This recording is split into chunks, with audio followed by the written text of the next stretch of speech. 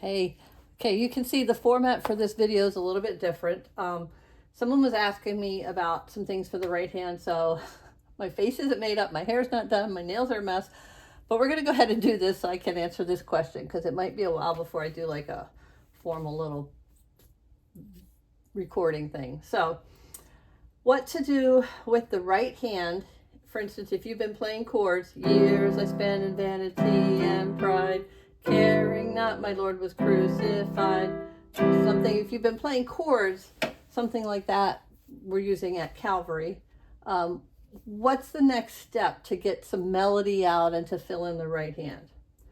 All right, as you look at the hymnal, this top line of the music is always going to be, well, 99.9% of the time it's going to be the melody, what the average person is going to sing in the church service. So that's what you want to bring out. Now, a lot of hymns will cover 8 or 9 notes with a melody. It might be here, it might be here, here, but a lot of them will cover more than 5 notes. Most of them are going to use more than 5 notes. So you're going to have to shift your hand around a little bit. For instance, in this one, I'd probably start with my 3 finger on the G. Make it a little louder.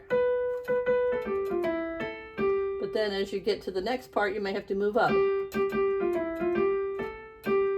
And you could do that right there. He, me, because he can't, knowing that it was for me, he, then maybe move your thumb up. And you may have to do some shifting like that. You may have to cross your hand over your thumb. You may have to cross your thumb under your fingers.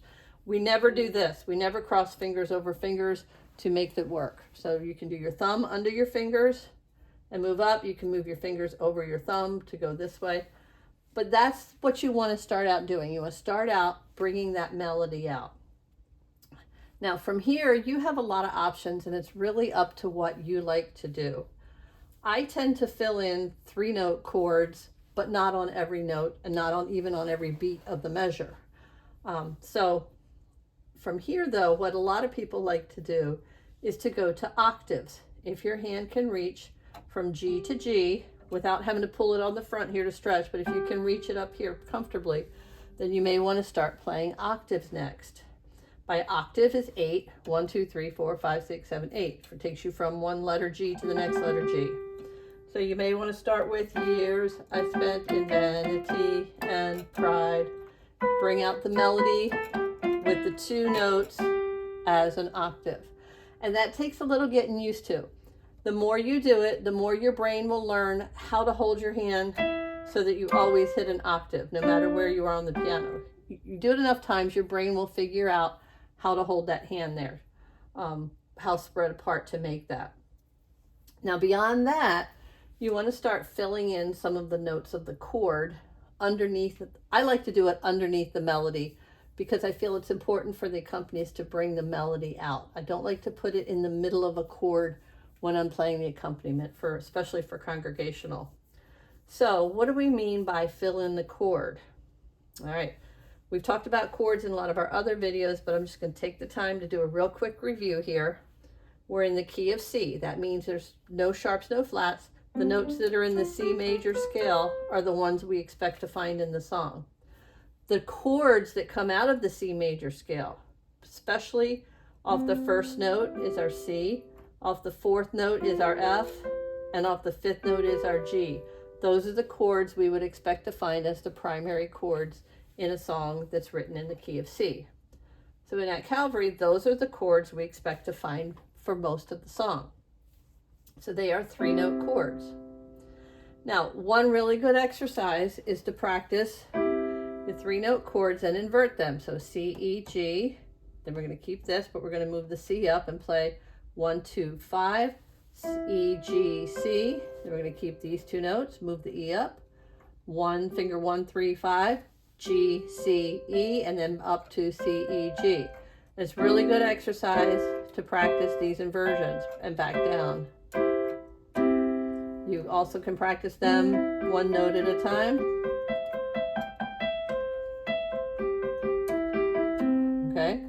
And so that helps your brain to know how to play. Like for instance, in the first note of years I spent in vanity of pride, it's a C chord. Your brain if you're used to playing this G on top, your brain will help you fill in. You do the other inversions, you might find that this is comfortable. So practice those 3-note inversions with fingers 1, 3, 5, 1, 2, 5, 1, 3, 5, 1, 3, 5. And do the same for F.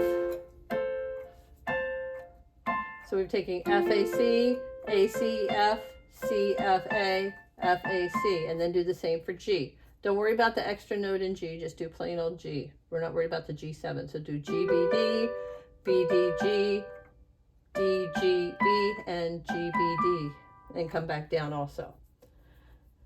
So let's also talk about another thing you can do is put those chords inside your octave, okay? So now let's take that 3-note chord and let's also play the octave. Okay, so we've got the octave, we've got the 3-note chord, so we've got C, E, G, C. And then if we want to invert that, we're going to play that next thing. Okay, now we've got the E on the bottom, so we put the E on the top. Next inversion, let's put the G on the top. Next inversion, put the C on the top. So you've got C, E, G, C, E, G, C, E, G, C, E, G, and then C, E, G, C. So practice those inversions. And that, if you're new, that's going to take a lot of work to get comfortable with those. But that allows you to play, for instance, years I spent in vanity and pride. It lets you do that and keep the melody on the top and fill the chord in the middle, because your melody is not always going to be the top note of the chord. Or, you know, for instance, C chord with the octave, it's not always going to be that C. It's going to be any of these 3 notes. So that's kind of the goal you want to work toward. Now when I play, I tend to fill in 3-note chords.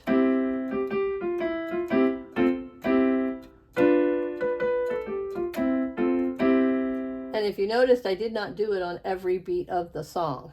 A good place to start is to add, once you get the melody, or if you want to do the octaves, once you get used to doing the octaves, a good place to add the chord is the first beat of every measure. So you've got years I spent in vanity, and then you've got the bar line. That's the end of the measure. T and pride. So T is on the bar, is the first beat of the measure. Then you've got more bar lines. Caring would be where a good place to put a chord. Not, it was for more bar lines. Caring not my Lord was, excuse me. Crew, when crucified, that'd be another good place to put it. Just so this song is broken into 4-beat measures, so every 4th beat. 1, 2, 3, 4. Here comes a 1, 2, 3. So it might be 1, 2, 3, 4. 1, 2, 3, 4. 1, 2, 3, 4. 1. Maybe you just want to do 2 notes, or maybe you want to jump down there.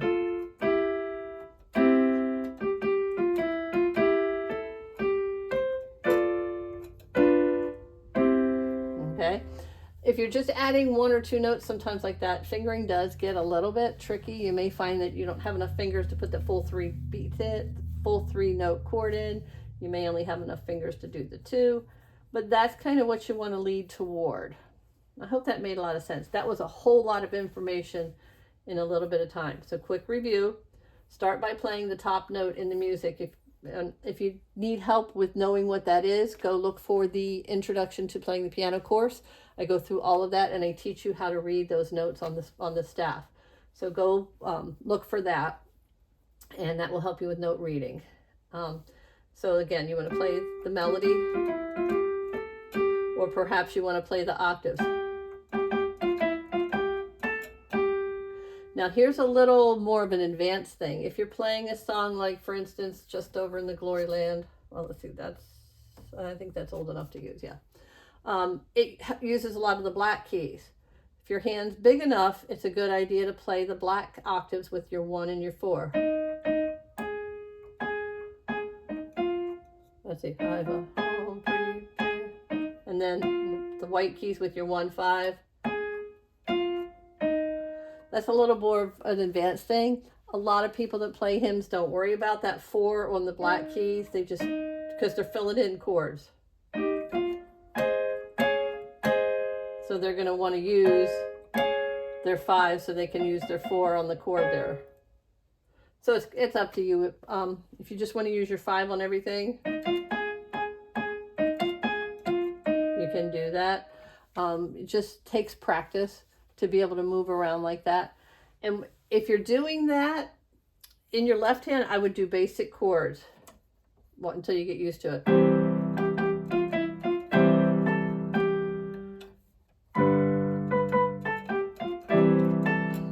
Or maybe even just the note.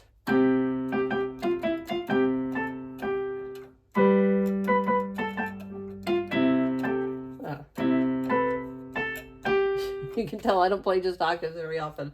But anyway, that's kind of where you want to get started. And that was like the crash course on how to fill in 4-note chords. But hopefully you've gotten something out of that. Leave me some comments for the questions that you have from this.